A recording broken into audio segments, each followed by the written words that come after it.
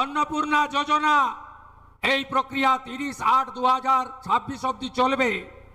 Verification হবে, প্রত্যেকটি যোগ্য প্রাপক পাবে। আপনারা শুনতেই পেলেন যে মুখ্যমন্ত্রী শুভেন্দু অধিকারী তিনি কিন্তু জানিয়ে দিলেন যে অন্নপূর্ণা ভাণ্ডারের ভেরিফিকেশন কিন্তু হবে।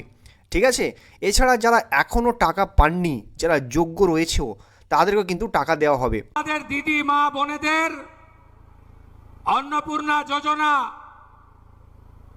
আমরা ইতিমধ্যে 1,20,00,000 মা বোন দিদির অ্যাকাউন্টে দিয়েছি। এই প্রক্রিয়া 30/8/2026 অবধি চলবে।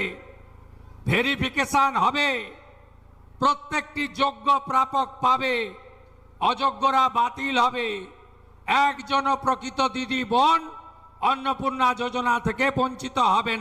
ঠিক আছে, এই অন্নপূর্ণা ভাণ্ডারের পুরো প্রক্রিয়াটা মানে এই যে আবেদন করা, তারপর সমস্ত কিছু যাচাই করে টাকা দেওয়া এটা চলবে, কিন্তু আগস্ট মাসের 30 তারিখ পর্যন্ত, মানে 30/8/2026 তারিখ পর্যন্ত চলবে। ঠিক আছে, এটাই কিন্তু বলেছে ভিডিওতে।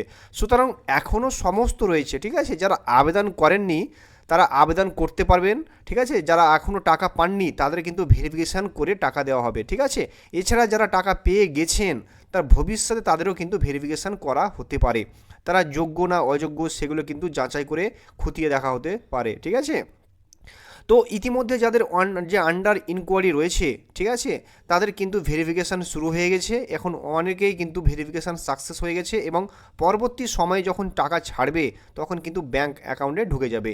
এবং অনেকগুলো শর্ত কিন্তু অন্নপূর্ণা ভাণ্ডারের বা যুক্ত করা হয়েছে, যে নিয়ে আমরা ডিটেলস একটা ভিডিওতে দিয়েছিও অলরেডি। ঠিক আছে, নোটিশ দিয়ে দেখিয়েছি। সেখানে আশাকর্মী বা অঙ্গনওয়াড়ি কর্মী বা আইসিডিএস কর্মীর সিভিক ভলেন্টিয়ার ফেরা টিচার, এছাড়া যারা সরকারি কর্মচারী বা পেনশন পায়, এই সমস্ত উপভোক্তার তারা তো টাকা পাবেন না।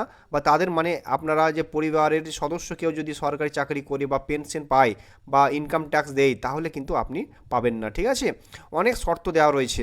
সেই শর্ত যদি আপনি পালন করে তবেই আপনি যোগ্য হবেন, তবে আপনি টাকা পাবেন। ঠিক আছে, যদি আপনি অযোগ্য হন বা আপনি যতই আবেদন করুক না কেন, টাকা কিন্তু পাবেন না।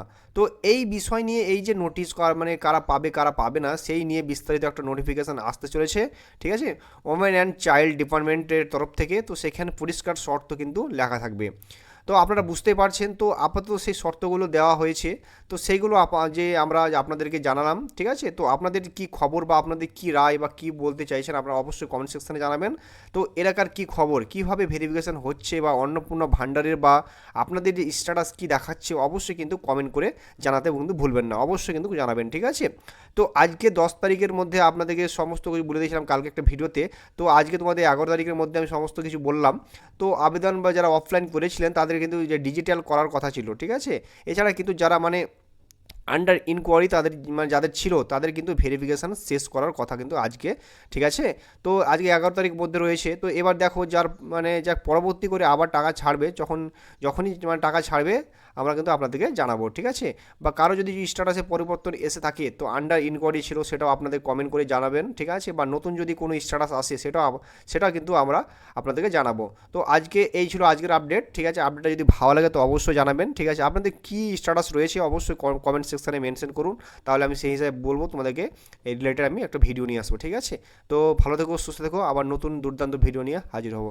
তো অবশ্যই চ্যানেলটিকে সাবস্ক্রাইব করে পাশে থাকা বেল আইকনটি প্রেস করে রাখবো বন্ধুরা। তো ভালো থেকো, সুস্থ থেকো।